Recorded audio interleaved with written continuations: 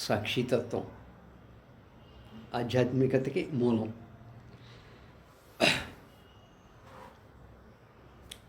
ఇంతకుముందు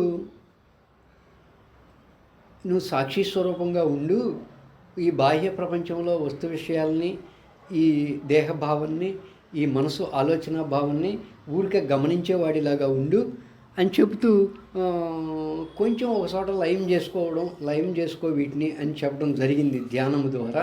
ఇక్కడికి వచ్చేతలకి దాన్నే ఏం చెప్తున్నాడయ్యా అంటే, సాక్షితత్వం ఆధ్యాత్మిక మూలంలో ఈ కాన్వర్సేషన్లో ఈయనేమంటున్నాడంటే, అంటే నేను ఆకాశము వలె అనంతంగా ఉన్నాను. అంటే మీరు సాక్షితత్వంలో ఇప్పటి వరకు చెప్పినటువంటి బోధ విని నేను ఎలా ఉన్నానయ్యా అంటే, నేను ఒక ఆకాశము వలె అనంతంగా అంతము లేనివాడునుగా ఉన్నాను. నా వాస్తవ స్వరూపం ఆకాశములా అనంతమైన సాక్షి చైతన్య స్వరూపము. అంటే నేను ఎలా ఉన్నాను? గమనించేవాడిలాగా ఉన్నాను, నేను చూచేవాడిలాగా ఉన్నాను. జస్ట్ అంతవరకే నా స్వరూపం అది. అంటే ఆకాశం మేఘాలని చూసే సాక్షి స్వరూపంలో ఎలా ఉందో, నేను అలా నా వాస్తవ స్వరూపం ఆకాశంలా సాక్షి స్వరూపంగా ఉన్నాను. ఈ జగత్తంతా కూడా పంచభూతాల మయం. జగత్ అంటే పుట్టడం, గత్ అంటే నశించటం. ఈ జగత్తంతా కూడా పంచభూతాలతో ఏర్పడిందే. ఈ జగత్తంతా కూడా పంచభూతాలతో ఏర్పడిందే అని నువ్వు తెలుసుకుంటే, అంటే పంచభూతాలతో ఏర్పడింది అని ఎలాగా అంటే దేవరహస్యాల్లోకి వెళ్తే కానీ మనకు తెలియదు. అంటే యత్ కఠినం సా పృథివీ.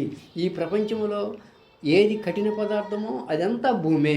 యద్ద్రవం తదాపహ. ఈ ప్రపంచంలో ఏది ద్రవ పదార్థమో అదంతా నీరే.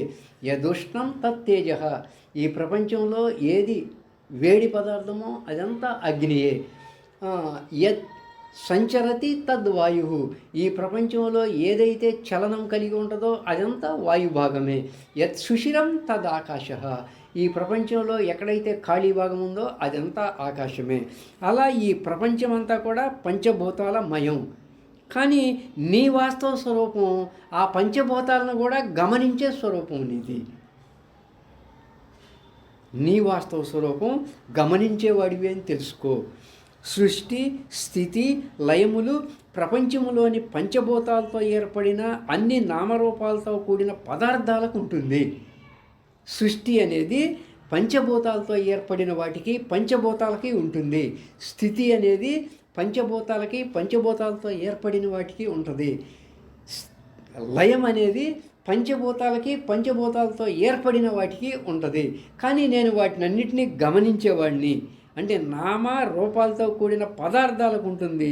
నా స్వరూపం ఏంటి అంటే ఆకాశ స్వరూపంలాగా ఈ విశ్వంలో ఉన్న నామ రూపాల సృష్టి, స్థితి, లయల యొక్క జగత్తును గమనించేవాడిగా ఉన్నాను. నేను గమనించేవాడిని. అదే విశ్వసాక్షి అంటే. అండి పంచభూతాల్లో భూమి స్థూలంగా ఉంటుంది, నీరు భూమి కంటే సూక్ష్మంగా ఉంటుంది, నీటి కంటే సూక్ష్మం అగ్ని కంటే సూక్ష్మం వాయువు కంటే సూక్ష్మం ఆకాశం. అన్నీ సూక్ష్మంగా ఉంటుంది. సూక్ష్మమైన ప్రతిదీ వ్యాపకం కూడా కలిగి ఉంటుంది. భూమి కంటే నీరు వ్యాపకం సూక్ష్మమైనది, నీటి కంటే ఆకాశం వ్యాపకం ఇంకా సూక్ష్మమైనది. అన్నీ స్థూలమైనవి, అన్నీ నామరూపాలు కలిగి ఉంటాయి. సూక్ష్మమైనవన్నీ కూడా నామరూపాలు తగ్గి ఉంటాయి. కనుక వీటిని మూర్తములు అంటారు. వాయు ఆకాశాలనేమో అమూర్తములు అంటారు. భూమి, నీరు, అగ్నినేమో మూర్తములు అంటారు. కానీ వాయు ఆకాశాలకి రూపం లేదు కాబట్టి అమూర్తములు అంటారు. నేను ఆకాశ స్వరూపాన్ని. అంటే మనకి పైన కనిపించే ఆకాశం అని కాదు అర్థం. నువ్వు ఆకాశానివి, నేను ఆకాశ స్వరూపాన్ని అంటే మనం నిర్జీవ పదార్థాన్ని దేన్ని తీసుకున్నా కానీ మహా సూక్ష్మంగా వెళ్తే అంత చైతన్యమే ఉంటుంది. అంటే అంత ఆకాశమే ఉంటుంది. ఆకాశం అంటే శూన్యం అన్నమాట. అవకాశాన్ని ఇస్తుంది కాబట్టి ఆకాశము, శబ్దానికి అవకాశం ఇస్తుంది, ఆకారానికి అవకాశం ఇస్తుంది కాబట్టి దాన్ని ఆకాశము అంటారు. మనిషి శరీరంలోని 100 లక్షల కోట్ల కణాల్లోని ఏ కణాన్నైనా తీసుకొని 1,00,000 రెట్ల భూతద్దంతో చూస్తే అంతా అణువులుగానే ఉంటుంది. ఆ అణువుల నుంచి ఇంకా మహాసూక్ష్మంగా వెళ్తే ఇంకా పదార్థమే ఉంటుంది, అంతా చైతన్యమే ఉంటుంది, అంటే అంతా ఆకాశమే ఉంటుంది. నేను ఆకాశ స్వరూపాన్ని అంటున్నాడు అనమాట. అలా జీవ నిర్జీవ పదార్థాలన్నింటినీ సూక్ష్మంగా పరిశీలిస్తే అంతా చైతన్యముతోనే ఉంటుంది. అంటే విశ్వమంతా ఉన్న విశ్వ చైతన్యమే నీలో జీవ చైతన్యంగా ఉంది. దేహం ఒక కొండ అనుకుంటే కొండ పగిలినప్పుడు ఘటాకాశం మహాకాశంలో కలిసినట్లే దేహం చాలించినప్పుడు ఈ జీవ చైతన్యం విశ్వ చైతన్యంలో కలిసిపోతుంది. మన దేహాన్ని స్థూలదేహంగా, సూక్ష్మదేహంగా, కారణదేహంగా తెలుసుకుంటే మన వాస్తవ స్వరూపం ఈ మనోదేహాల్ని గమనించే ఒక సాక్షి స్వరూపం. నువ్వు ఈ మనోదేహాలు వీటిని గమనించేవాడివి. నువ్వెవరు అంటే గమనించబడేదేది కూడా నేను కాదు, అంటే చూడబడేదేది కూడా నీవు కాదు, చూచేవాడివి నువ్వు. చూడబడేదేది కూడా నేను కాదు, చూచేవాడను నేను. పంచభూతాలతో ప్రాకృతికంగా ఏర్పడిన బాహ్య ప్రపంచంలో ఉన్న వస్తు విషయాలు ఏవి కూడా నీవు కాదు. ఎందుకంటే అవన్నీ గమనించబడుతున్నాయి, అవన్నీ చూడబడుతున్నాయి. ఈ దేహం గమనించబడుతుంది, అది నువ్వు కాదు. అంటే దేహాన్ని చూస్తున్నావా లేదా? అలా చూడబడేది నువ్వు కాదు. ఈ మనసు ఆలోచనలు గమనించబడుతున్నాయి ప్రతి క్షణము కూడా. మనసు ఆలోచనలు నువ్వు గమనిస్తూ ఉన్నావు, చూస్తూ ఉన్నావు, కాబట్టి మనసు ఆలోచనలు నువ్వు కాదు.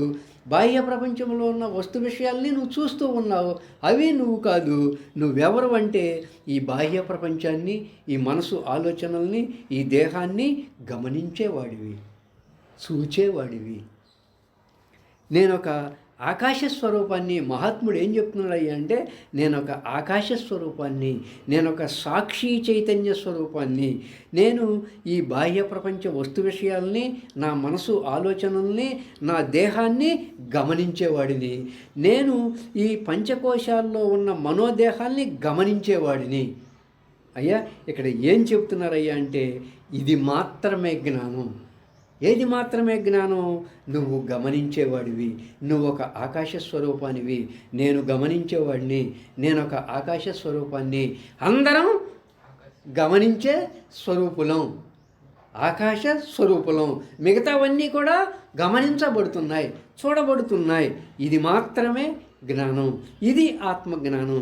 ఈ ప్రకారంగా నువ్వు తెలుసుకుని ఎప్పుడైతే నువ్వు అటు ఒక ఆత్మజ్ఞానాన్ని పొందావో, నువ్వు ఒక ఆకాశ స్వరూపంగా, సాక్షి చైతన్య స్వరూపంగా ఈ మనోదేహాల్ని గమనించేవాడివిగా నువ్వు తెలుసుకుంటే, అంటే నువ్వు ఒక ఆకాశ స్వరూపంగా, సాక్షి చైతన్య స్వరూపంగా ఈ మనోదేహాల్ని జస్ట్ చూచేవాడివిగా నువ్వు తెలుసుకుంటే, ఇక నువ్వు ప్రత్యేకంగా దేన్ని విడిచిపెట్టాల్సిన పని లేదు, దేన్ని త్యాగం చేయాల్సిన పని లేదు, దేన్ని పొందాల్సిన పని లేదు, ఇక నువ్వు దేన్ని లయం చేసుకోవాల్సిన పని లేదు అని ఆకాశ స్వరూపంగా అనంతంగా ఉన్నవానికి ఆ లయాదులతో పని లేదని గురువుగారికి చెప్తున్నాడు శిష్యుడు. ఇక్కడ అనంత స్వరూపంగా ఉన్నటువంటి నాకు ఆ లయాదులతో పని లేదయ్యా అని చెప్తూ